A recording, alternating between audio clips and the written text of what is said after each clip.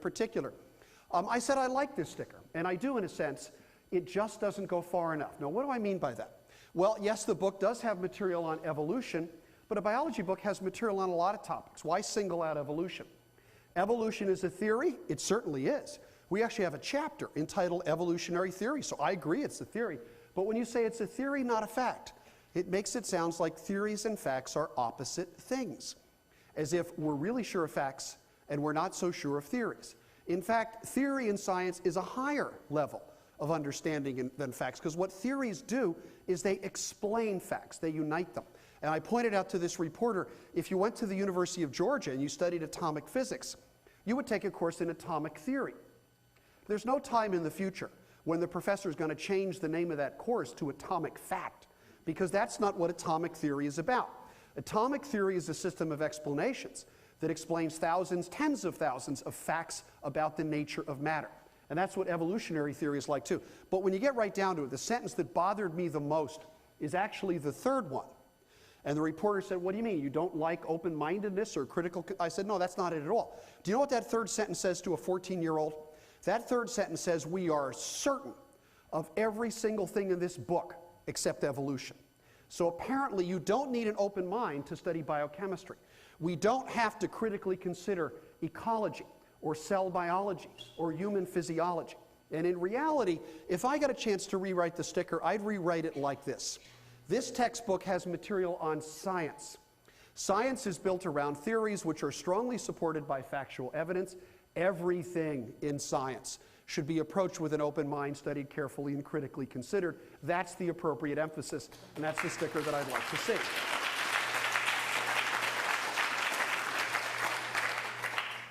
Bottom line, singling out evolution or any subject for special treatment is very bad science education and also is legally dangerous. And the reason it's legally dangerous is because it naturally leads one to say, why?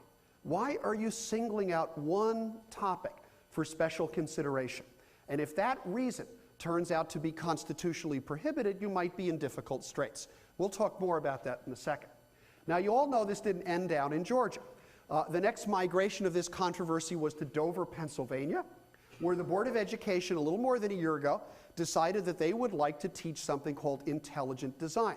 They ordered their biology teachers to prepare an intelligent design curriculum. The teachers refused, and they cited a provision of the Pennsylvania Teacher Code of Ethics in which the teachers had to promise in that state that they would never knowingly present false information to a student. And they told their superintendent, this is false information. We can't violate our oaths. What the board then did was to order its superintendent and assistant superintendent to go into classes and to read a 1-minute statement about intelligent design to students. That led a number of parents to complain about this, and before long there was a federal lawsuit. That lawsuit was tried this fall from September to late October. There were a number of people on both sides of the issue. This is Robert Pennock, who's a philosopher of science from Michigan State, and I was honored by being the lead witness for the plaintiffs in the case. I spent about a day and a half on the stand. I had a very good time. Then, as you all know, the trial eventually was decided. Now, there's a couple of funny things I have to tell you about this. I didn't expect my cross-examination to go on for 2 days, and I expected to be back at Brown on Tuesday to teach a class. When I realized I couldn't, I had to do something I've never done in 26 years of college teaching, and that was to cancel a lecture class. So I got in touch with my TAs, and I said, I got to cancel a class on Tuesday, here's why. They said, okay.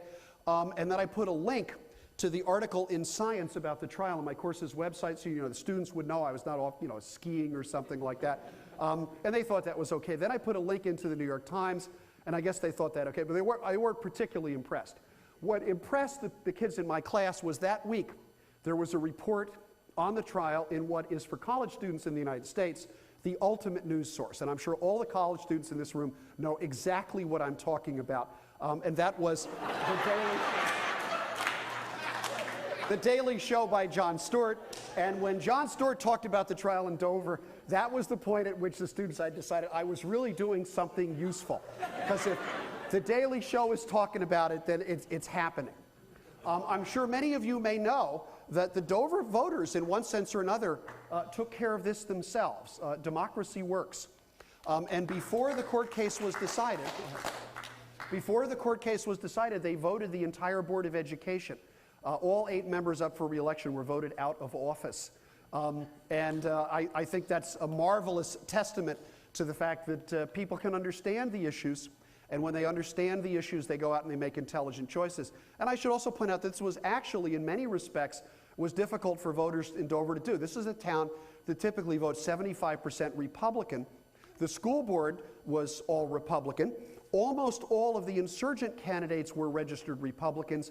To be sure they got in the ballot in November, they had to switch parties to the Democratic side so they could file as a single slate. And then they had to convince people, yes, we know that you're Republican, we are conservatives too, but we want you to go to the Democratic side and pull the lever for us. And lo and behold, they did. So it was remarkable stuff. While this was going on, the legal system worked as well. And at the end of the trial, the federal judge who rendered this verdict, John Jones, basically ruled that intelligent design was unconstitutional. His verdict was sweeping, and that is he not only ruled on the narrow issue of whether this was appropriate, he ruled on the broader issue of whether intelligent design was actually a legitimate scientific idea that belonged in the classroom at all. These are some pictures that were taken from the ruling. These are some of the winning plaintiffs. The case has the name Kitzmiller et al., based on Tammy Kitzmiller here, who was the first lead plaintiff. And I would invite any of you who are interested in this decision to read it. It's very readable. In fact, parts of it, as I will show you, are very funny. And if you just do Kitz, K-I-T-Z Miller, on Google, you'll find it right away on the web, and it's floating around. This is Judge Jones. One of the things I got a kick out of was the insistence by some people who didn't like the verdict that Judge Jones was another one of those darn liberal activist judges. This is a cartoon talking about this exact point. I'll blow this up a little bit. And this is the sort of thing we have to appoint more church-going Republican judges. And this person, who presumably knows Judge Jones, says, by the way, he is a Bush-appointed church-going Republican judge. Judge Jones is a political protege of former Governor Tom Ridge of the state of Pennsylvania, and Judge Jones was recommended for the federal bench by Senator Rick Santorum in Pennsylvania. So any notion that Judge Jones is a liberal activist judge is belied by who his sponsors were and also by his judicial record. He's simply, I am convinced, someone who is bright, who is intelligent, and who understands the meaning of the Constitution. And just like a good umpire, who calls them like he sees them. And that's exactly what happened in this case. This is a nationwide issue. I've talked about trials in Georgia and Pennsylvania. I'm sure all of you are familiar that this has been an issue in the state of Ohio. It is also a continuing issue, as we shall see, in the state of Kansas. And I just very quickly colored in a few more states in which there are either boards of education that are trying to de-emphasize evolution, or bills filed in state legislature to give equal time to intelligent design theory, criticisms of evolution, or even creation science. Many of my friends up in the Northeast tend to say, oh, this is just a problem in flyover country. Who cares about this? I actually spoke at Harvard a couple of months ago. You aren't going to believe this. And somebody put their hand up and said, who cares what they teach kids in Alabama and Mississippi? And I thought, wow, realize how that sounds. And then I realized I was at Harvard. And I pointed out that E.O. Wilson, the great evolutionary biologist at Harvard, grew up in Alabama. And the point is, does it matter what we teach kids in Alabama and Mississippi? For all we know, the next Stephen Jay Gould or E.O. Wilson is down there in Alabama and Mississippi, and you're damn straight it matters what we teach people in every classroom in this country. Let's go to Kansas. Advocates of so-called intelligent design scored, no question about it, a major victory in Kansas this year by attacking what they called naturalism in state standards. This may happen in Ohio too, so I would urge you to be on guard about this. Now, what do I mean by naturalism? The Board of Education in Kansas, which is now governed by a 6-4 anti-evolution majority, held a series of hearings to which many scientists, including myself, were invited, and to which we did not go. And the reason for that was because the 3 board members who presided over the hearings had already announced in advance that they were against evolution. And the hearings were, in our opinion, simply a political sham. Well, what happened afterwards is the board decided, first of all, that they would de-emphasize evolution. Secondly, that they would introduce so-called criticisms of evolution of the sort that you've seen in Ohio. But if you really want to know what is at risk from the anti-evolution movement, look at Kansas. And the reason for that is when the anti-evolution movement got control of the State Board of Education, what do?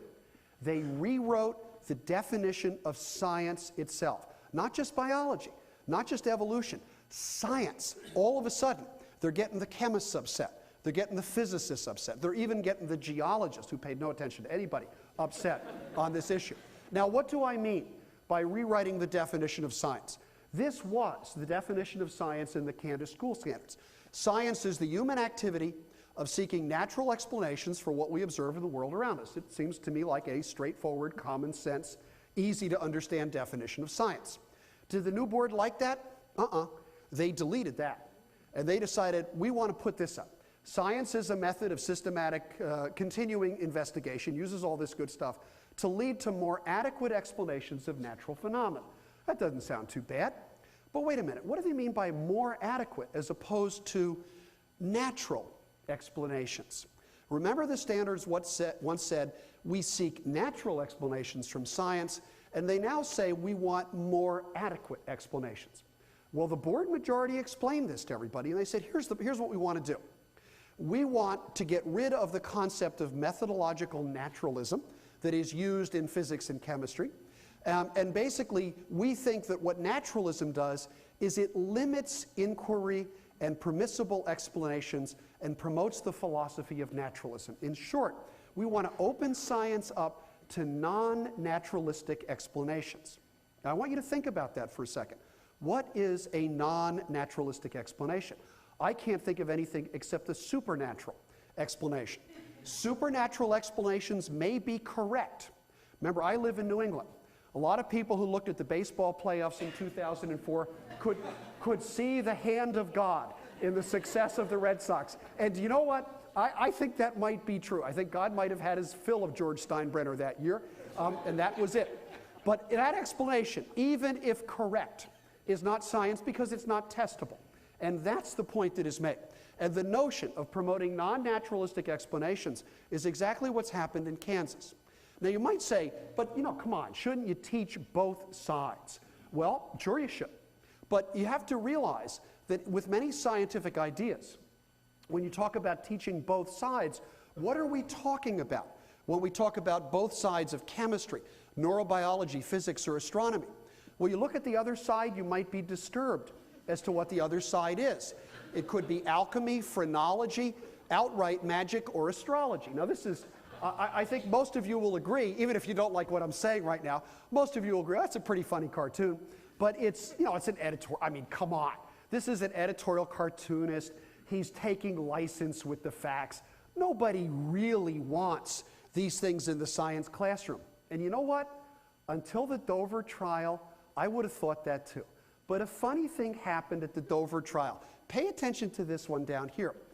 And that is, where would intelligent design take the science classrooms? Michael Behe was placed on the stand under oath in the Dover trial. Michael is a professor of biochemistry at Lehigh University. He's probably the country's leading advocate of what he calls the biochemical challenge to evolution. He is very much in favor of intelligent design. He's a member of the Discovery Institute. He's been here in Ohio. On cross-examination, Dr. Behe admitted that his definition of theory was so broad, it would also include astrology. And here's another thing from the same article. He also pointed out, the lawyer pointed out, that astrology would come under this definition. Behe agreed with that, and the exchange prompted laughter from the court.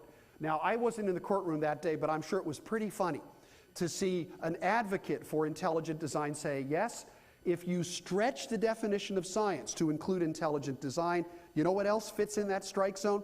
Astrology.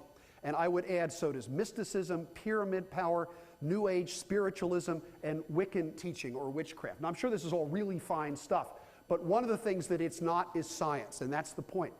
And I think the relevant question that anyone who advocates intelligent design has to answer is, you want to open the science classroom up to intelligent design, you will also open it to astrology and a whole host of pseudoscientific beliefs. Is this really what you want to do in terms of reforming science teaching? And I should point out, this was not an